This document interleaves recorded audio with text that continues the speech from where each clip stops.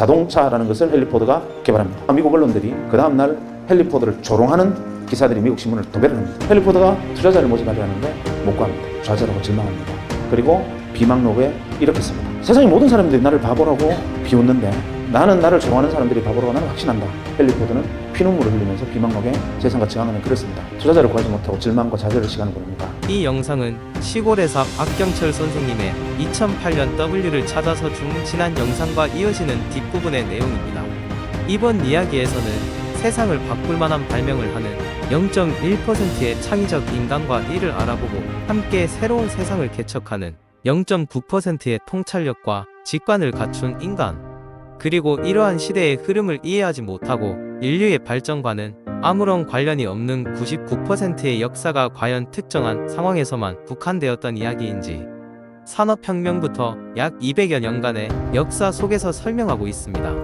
이 중 특히 재미있는 부분은 19세기 골드러시 시대에 광부들보다 청바지와 텐트 판매상들이 더 많은 부를 쌓았던 것과 같이 창의적인 0.1%보다 0.9%의 통찰력과 직관을 갖춘 인간들이 어떻게 보다 많은 재물을 축적하였는지 초점을 두고 이야기를 들어보는 것도 재미있을 것 같습니다. 1993년 인터넷 혁명을 예언했었던 강의를 듣고 헛소리라고 치부했던 박경철 선생님 본인과 그 이야기가 0.1%의 창의적 인간의 이야기임을 알아보고 인생이 바뀌었던 백수 친구의 이야기를 아직 보지 못하셨다면 위에 카드로 띄워져 있는 1편 영상을 먼저 보시고 이 영상을 보시기 바랍니다. 지금 이번에 90년대에 일어나고 있는 이 엄청난 현상들, 변화들, 이것만이 일시적인 현상이냐? 제레미 러프킨 역시도 지금 현재 변하고 있는 이 모습만 보고 헛소리하는 건 아니냐? 과거에도 진짜 그랬나? 이게 궁금했습니다. 그래서 레트로그레이드하게 뒤집어 보니까 구구절절히 국면이 바로 제레미 러프킨 이야기와 일치했습니다. 대표적인 예로 다른 것까지 이야기할 필요는 없고 경제사만 하나 놓고 보면 한 200년 전에 산업혁명이 일어났습니다. 아시는 분 아시겠지만 공작기계에 대한 산업특허 1호는 방적기계입니다. 그러니까 모직을 생산하는 기계죠. 모든 사람이 배틀에서 시주가 날줄을 엮어서 모직을 생산하던 영국에서는 양틀은 나왔지만 그것을 가공할 능력이 없어서 길 건너에 있는 이 네덜란드로 가서 이 모직물을 생산해서 도로 가져오면서 엄청난 옷값이, 이 모직값이 엄청나게 비쌀 때였습니다. 아무나 입지 못하던 것을 기계를 통해서 대량 생산한다니 이거는 세상을 짓는 혁명과 가까운 이야기였습니다. 창의적이죠. 그 기계를 만든 W는 획기적인 물건을 개발한 겁니다. 문제는 다른 사람들은 다 그냥 그런 게 있나 보다 하는데 그때 당시 글래스고에 그 공장이 처음 만들어졌을 때 주변에서 감자밭을 하던 사람들 중에 일부가 이렇게 생각합니다. 저놈 W다. 저거 세상 뒤집겠다. 산업을 중심이 되겠다.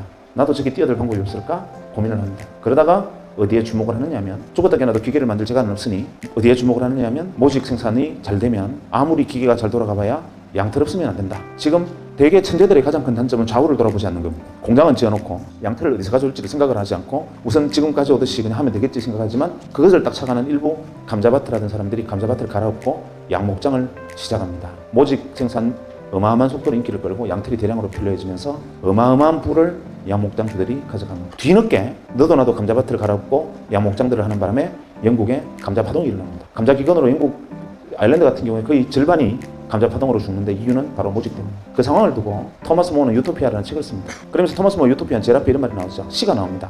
양이 사람을 죽였네, 양이 사람을 죽였네. 그때 읽어보신 분 계시죠? 그거 보면 양이 사람을 불러 떠받아 죽였다고 생각하시겠지만 사실 그때 사회상, 즉 산업이 사람을 죽이는 것을 묘사를 했습니다. 전부 양목장을 하는 바람에 사람이 먹을 감자가 없어져서 감자기근이 들고 결국 굶어 죽게 생긴 사람들이 감자를 훔치게 되고 결국에는 감자를 훔치면 교수형에 처한다는 법이 만들어지고 영국의 길거리에는 교수형에 처해진 몸에 달린 시체들이 줄줄이 늘린 상황, 그 가혹한 상황을 두고 토마스 모어가 유토피아를 씁니다. 어쨌거나 간에 그만큼 한 명의 생각이 세상의 사회사까지 뒤집어 버립니다. 결국 양목장주들이 어마어마한 부를 축적합니다. 그래서 지금 영국에 가면 약 300개 정도 유력 가문이 있다 그러는데 그 가문들의 문양을 잘 들여다보면 이 양뿔이나 양머리가 그려진 문양들이 많습니다. 그것은 과거 200년 전에 조상들이 양목장을 했던 사람들의 후손이다 라는 것을 증명합니다. 그때 예전에 시간이 다시 조금 더 흐릅니다. 유럽에 드디어 소형 내연기관이 만들어지고 그것을 마차에 장착하는 초창기 형태의 원시적인 자동차가 만들어집니다. 하지만 그것을 자동차로 볼 수는 없었죠. 근대적 개념의 자동차를 제일 먼저 만든 사람이 누구냐 하면 헨리 포드입니다. 1903년에 헨리 포드가 자동차라는 걸 만듭니다. 변속기, 악셀레이터가 붙어있는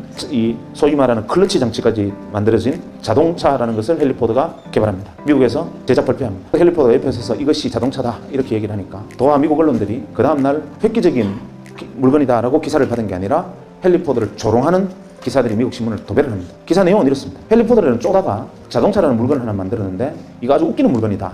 왜냐하면 이거 한 대 만드는데 기차보다 돈이 더 들었단다. 기차 한 대보다 더 비싼 생산 단가로 자동차라는 것을 만들었는데 그것을 실제로 보니 기차는 100명이나 타는 데 비해서 자동차는 고작 4명밖에 못 하더라. 이딴 걸 만들어 놓고 신기술이라 그러니 헨리 포드가 얼마나 쪼다냐 이런 기사를 만들고 심지어는 워싱턴 포스트의 경우에는 헨리 포드가 자동차를 거꾸로 들고 벌 쓰는 그림까지 그립니다. 만평으로. 헨리 포드가 투자자를 모집하려 하는데 못 구합니다. 아무도 그 사업에 뛰어들지 않죠. 좌절하고 절망합니다. 그리고 비망록에 이렇게 씁니다. 세상의 모든 사람들이 나를 바보라고 비웃는데 나는 나를 조롱하는 사람들이 바보라고 나는 확신한다. 이유는 뭐냐면 그 사람들은 내가 자동차 한 대를 만들 때 들은 비용을 두고 비싸다고 말하지만 대량 생산하면 가격은 떨어진다. 두 번째, 기차는 100명이 탈 수 있을지는 모르나 기차는 단점은 정해진 시간에 정해진 길밖에 가지 못한다. 하지만 내가 만든 자동차는 원하는 시간에 원하는 곳에 마음대로 갈 수 있고 기차가 다니지 않는 모든 도시를 연결해서 세상을 물리며 뒤집을 거다 라고 헨리 포드는 피눈물을 흘리면서 비망록에 세상과 저항하는 글을 씁니다. 헨리 포드 자서전에 보면 제일 앞에 나오는 대목이 바로 그 장면입니다. 투자자를 구하지 못하고 절망과 좌절의 시간을 보냅니다. 그때 동네에 근달 하나가 헨리 포드 이야기를 듣습니다. 듣고 갑자기 무릎을 칩니다. 저놈 W다. 그리고 나도 자동차 산업에 뛰어들어야 된다. 저거 획기적이다. 헨리 포드 말이 맞다. 이렇게 생각을 하는데 문제는 이게 안 되니까 뛰어들 방법이 없습니다. 다행히 돈은 있었습니다. 집안에 석유회사 지분이 있었고 우리 식으로 치면 뭐 H그룹의 그 주먹질 잘하는 회장님 아들 정도 되는 막 그런 정도의 위상이었다고 보면 됩니다. 그런데 어쨌거나 간에 본인은 낡은 달에 가까웠는데 이 낡은 달이 갑자기 전기가 스치면서 무릎을 칩니다. 이거 획기적이다. 뛰어들어야 된다. 이렇게 생각하는데 어떤 방법으로 뛰어들 것이냐 고민을 하다가 어디에 주목하느냐 하면 양목장주처럼 자동차가 물로 가나 여기에 주목을 합니다. 헨리 포드 자동차가 불과 10대도 생산되기 전에 8개의 주유소를 만듭니다. 그리고 그로부터 3년의 세월이 4년의 세월이 흐른 후에 1907년에 드디어 대량 생산 모델 포드 T카라는 게 세상에 선보입니다. 그게 여러분들이 알고 있는 매뉴팩처 시스템의 표시입니다. 그래서 대량 생산에서 가격이 낮춰진 근대적 개념의 자동차들이 쏟아져 나오고 그로부터 20년간 전 세계가 자동차 산업으로 뒤집힙니다. 문제는 차를 사서 몰고 나오면 기름을 넣을 데가 없습니다. 이 사람이 선점한 주유소 새로 만들어진 도로마다 이미 선점 효과 때문에 계속 이 사람이 주유소를 늘려가고 정유공장 지분을 넓혀갑니다. 1940년대 중반까지 미국 전체 주유 정유 시장의 94%를 독과점해버립니다. 미국 사람들이 못 살겠다. 한 사람이 저걸 독점하고 있으니까 우리 도저히 견딜 수 없다. 그래서 미국 사람들이 견디다 못해서 의회에 청원을 하고 미 의회가 이 한 사람을 겨냥한 법을 만듭니다. 독과점 풀어라. 그것이 여러분이 알고 있는 공정거래법. 놀라운 일이었죠. 이 사람은 전 세계의 부를 전무후무한 부를 긁어모읍니다. 록펠러입니다. 그리고 오늘날까지도 그 시대의 주인이 됐던 록펠러의 영향은 아직까지 있죠. 또 10년 정도 세월이 흘러 제2차 세계대전이 벌어집니다. 1, 2차 세계대전이 벌어지는데 아주 지극히 통신이 문제입니다. 내가 적에게 이야기를 하면 적군이 우리가 교신을 하면 적군이 교신을 듣고 우리가 대장님 폭격할까요? 그러면 적군이 듣고 있다. 쟤들 폭격한다. 숨어라 이런단 말이에요. 그때 그것을 보고 이거 지극히 단순한 건데 하고 인터폰 회사를 하던 친구가 전화선 끊고 어차피 음성을 코딩하고 디코딩해서 넘기는 게 단데 이거를 주파수를 넘기면 무전기라는 것을 만들겠다 해서 무전기를 만들어서 소위 말하는 주파수 통신할 수 있게 만들어서 무전기를 만들고 대량으로 전장에 납품을 합니다. 그야말로 대박이 터집니다. 단순한 발상의 전환으로. 그리고 오늘날의 모토로라가 그거로 시작됩니다. 또 10년이 흘러서 트랜지스터라는 걸 개발합니다. IC. 사람들이 만들었나 보다 이러고 있을 때 이 트랜지스터를 이용하면 진공관을 대체하는 전자산업이 발달할 수 있겠다고 믿고 거기에 뛰어드는 그 당시 중소기업들, 그 당시 전자회사들 중에 선점에서 뛰어든 수많은 0.9%의 기업들이 있었습니다. 그리고 기업들은 톰슨, 제네시스, 월풀, 필립스와 같은 어마어마한 전자회사로 성장을 해나갑니다. 그리고 1960년대 일렉트로 메카트로닉스 시대, 기계와 전자문명의 시대로 전 세계 문명을 수십 단계 또 위로 밀어올리고 이 사람들이 시대 주인이 됩니다. 또 10년이 흘러서 반도체라는 게 만들어집니다. W가 반도체를 들고 나옵니다. 전기가 흐르기도 하고 안 흐르기도 한다. 전기가 깜빡깜빡하는 게 반도체다. 99%들이 묻습니다.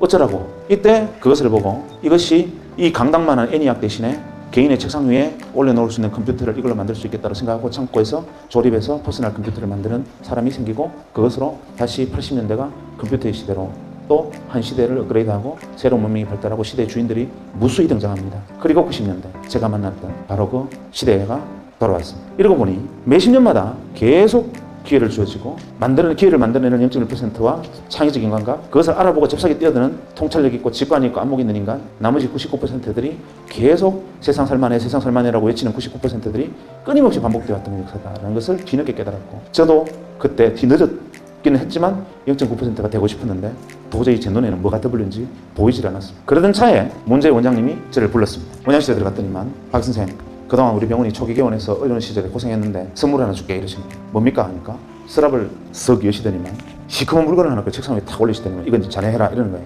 핸드폰이었습니다. 그때 핸드폰은 어떤 물건이었냐면 핸드폰을 들고 로데오 거리를 지나가면 페라리 오픈카를 타고 지나가는 것과 똑같은 시선을 받았습니다. 그 핸드폰을 들고 그때 가입비가 한 250만 원, 기계값도 그에 준하는 만큼 비쌀 때였고 그걸 현재 돈으로 환산하면 거의 그랜저 한 대 값입니다. 그것은 아무나 들고 다니는 물건이 아니었습니다. 그것은 뭐 재벌그룹 회장 정도나 들고 다니는데 저는 그때만 해도 원장님이 그걸 저한테 주시는 순간 내가 이 병원에 뼈를 묻겠다고 생각했습니다.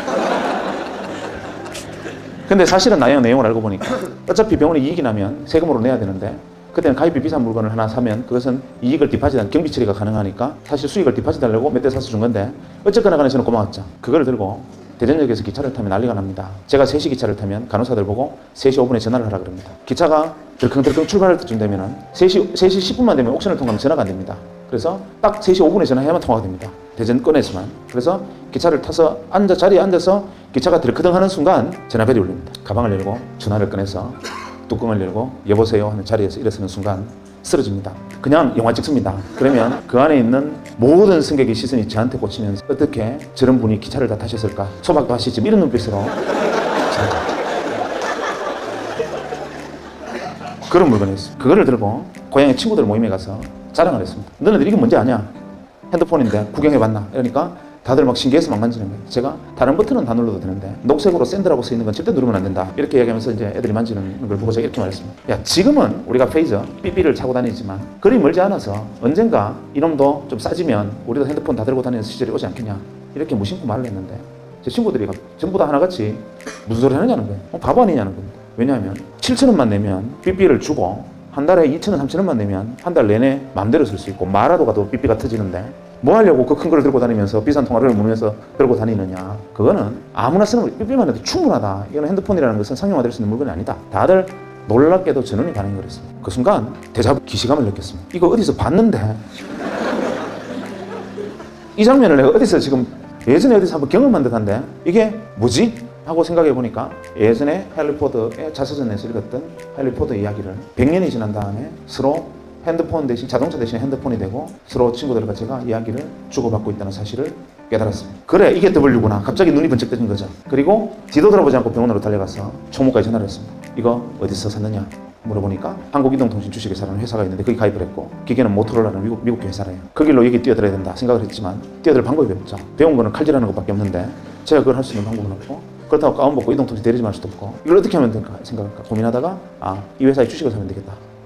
그래서 이 회사에 주식 투자를 해보려고 주식을 사보려고 보니까 공기업이라서 거래가 안 돼요. 그때 한국이동통신 지금 SK텔레콤 전신은 공기업이었습니다. 그런데 마침 SK그룹으로 넘어간다는 소리에 한국이동통신 주식회사를 다니던 사람들이 자기가 가지고 있던 자사주를 명동 사채시장에 내다 팔고 있었습니다. 그때 당시 명동 사채시장에 가면 금강 구두표 10만원짜리 8만원, 엘칸토 구두표 10만원짜리 7만원, 한국이동통신 주식 2만원, 대량 입하 대량 구매 시 협의 가능 이런 식으로 벌럭벌럭 하면서 이 종이들이 붙어 있었습니다. 저는 사실 그때 그 내용을 정확히는 이해를 못했지만 왠지 뛰어들어야 된다고 생각했고 가서 월급만 받으면 제 생활비를 제외하고는 가서 무조건 그때 그 한국이동통신 자사주를 샀습니다. 그리고 바로 얼마 안 돼서 SK로 넘어가서 SK텔레콤이 되고 주식시장에 상장이 됐는데 무려 6만 5천 원이 된 거예요. 야 이거다 라고 생각을 했으나 W에 올라탔는데 3배의 수익을 냈다는 것 자체로 W라고 보기 좀 어렵지 않습니까? 그래서 이게 W가 아니었나? 이렇게 생각하다가 아니야 W 맞을 거야 생각하고 그래도 6만 원을 해도 사자 하고 월급 생기면 주식을 샀습니다. 주식을 산 게 아니라 사실은 제가 순간 믿었던 W라는 곳에 뛰어드는 차비 티켓으로 생각하고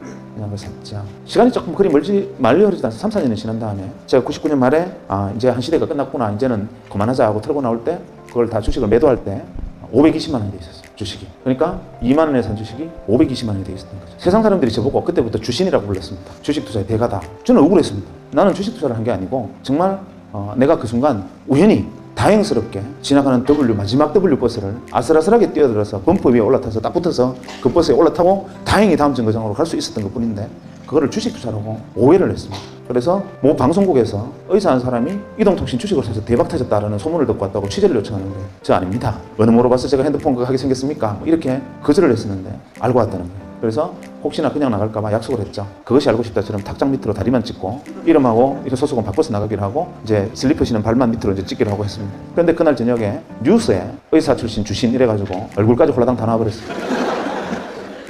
그 시대는 그랬습니다. 약속이라는 게. 그래서 그때부터 어쩌다 보니까 밖에 끌려나와서 이렇게 이야기를 하고 다니지만 저는 계속 항변합니다. 지금도 나는 주식 투자자 아니다. 나는 그냥 W 버스를 올라타기를 기다리는 승차 대기자일 뿐이다. 라고 주장을 하죠. 어쨌거나 그 작은 성과를 낸 다음에 2000년에 바로 고민을 해야 될 거 아닙니까? 왜냐하면 2000년에 새로운 버스가 올 테니까요. 자, 내가 이제 99%가 아닌 정말 유기물이 아닌 반드시 1% 안에 들어가는 인간이 확실하다면 2000년대에 새로운 버스가 내 눈에 보여야 되는데 내가 W가 아닌 건 잘 압니다. 많은 사람들이 자기가 창의적인 천재가 아니라는 사실은 본인이 잘 압니다. 이 중에 W가 있으면 앉아있는 태도가 틀립니다. 물구나무를 서 있다든지 아니면 저기 천장에 매달려 있다든지 뭐 다를 겁니다. 아니면 눈빛이 광안이라든지 뭐 이런 뭔가 달라요.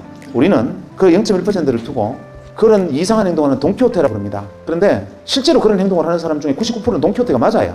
그게 문제입니다. 그러니까 일개사단에 돈키호테가 있으면 한 명이 W고 나머지 9,999명은 진짜 또라이거든요. 문제는 안목을 가진 0.9%들은 그 1만 명의 일개 사단의 돈키호테 중에 하나의 W를 발견할 줄 아는 안목을 가진 사람이 통찰력과 직관을 가진 사람이고 나머지 99%들은 보고 저것들 또라이 이렇게 생각하거든요. 매번 앞서 나가는 사람을 보고 저거 정신 나갔다 또라이 떨은 끄집어내린다. 어쨌거나 간에 2000년대 새로운 버스를 올라타지 못하면 저는 다시 99% 유기물을 재확인하는 거니까 올라타야 되겠는데 아무리 사방을 돌아봐도 뭐가 W인지를 보이지가 않았어요. 그래서 저는 지금도 인형인간은 확실하다고 생각합니다. 저는 그 정도도 1%가 안 되는 건 확실합니다. 안 보였어요. 고민을 했습니다. 아무래도 안 보였다. 어떻게 하면 좋을까? 방법은 있죠. 가서 많은 사람들이 이야기를 듣고 내 눈에 안 보이는 건 보이는 사람들이 이야기를 들으면 된다. 그래서 그 이야기를 듣기 위해서 2000년 말부터 2001년 중반까지 과감인지 무모인지 모르겠지만 백수로 돌아가기로 결정을 했습니다. 그래서 제가 그때 한 10개월 정도를 백수를 했습니다. 의사를 그만두고 한 10개월간 놀았습니다. 놀면서 무슨 짓을 했느냐 하면 제가 생각할 때 이 사람은 W일지 몰라라고 생각하는 나보다 똑똑하고 많이 공부했고 내가 속하지 않았던 집단에 참여하고 있는 사람들을 찾아가서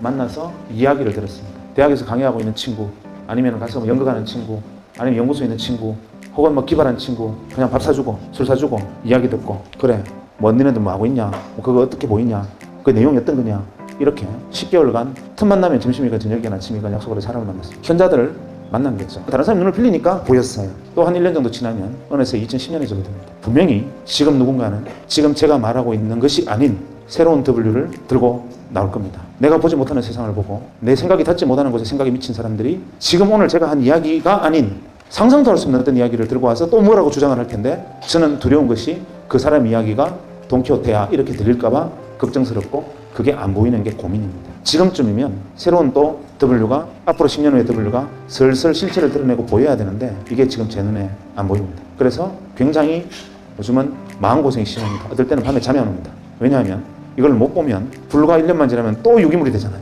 그래서 농담이 아니라 진짜로 저는 올여름부터 다시 또 사람을 만나러 다닐까 싶습니다. 지금 여러분은 하루하루가 너무나 소중하고 하루하루가 자기 미래의 생을 결정하는 어떻게 생각하면 정말 오늘 내가 이 자리에서 그냥 가만히 앉아 시간을 보내고 있다는 사실이 진저리가 날 정도로 현재의 모습에 대해서 자각을 해야 됩니다. 자기를 철저하게 치열하게 사랑해야 되고 자기를 믿어야 됩니다. 그래서 자기 안에 있는 창의성 나를 아끼고 사랑하면 내가 가지고 있는 버려진 지능들이나 내가 가지고 있는 작은 것들이 남들이 인정해주지 않는 것 하나하나가 소중하고 그 안에서 내가 잘할 수 있는 것들을 찾아낼 수 있고 그것이 어쩌면 시대의 주인으로 나를 만들어줄지 모릅니다. 제일 중요한 것은 그래서 자기를 사랑하는 거고 그 마음으로 다른 사람을 사랑하고 그 생각들이 여러분의 미래를 만듭니다. 여러분 한 사람 한 사람이 우주고 여러분의 창의성을 어떤 식으로 키워나가느냐에 따라서 여러분의 시대의 주인이 될 수도 있고 잉여인간이 될 수도 있습니다. 선택은 여러분에게 있습니다. 박경철 선생님의 말씀처럼 우리는 나 자신을 사랑하고 우리 하나하나 각자가 하나의 우주라는 믿음을 가지고 다양한 사람들을 만나고 다양한 정보를 접하였으면 좋겠습니다. 또 다음 시대에는 어떠한 W가 나타나고 있는지 각자 생각해보고 댓글로 남겨보았으면 좋겠습니다. 영상 끝까지 봐주신 여러분 모두가 0.9%입니다. 다음 영상으로 찾아뵙겠습니다.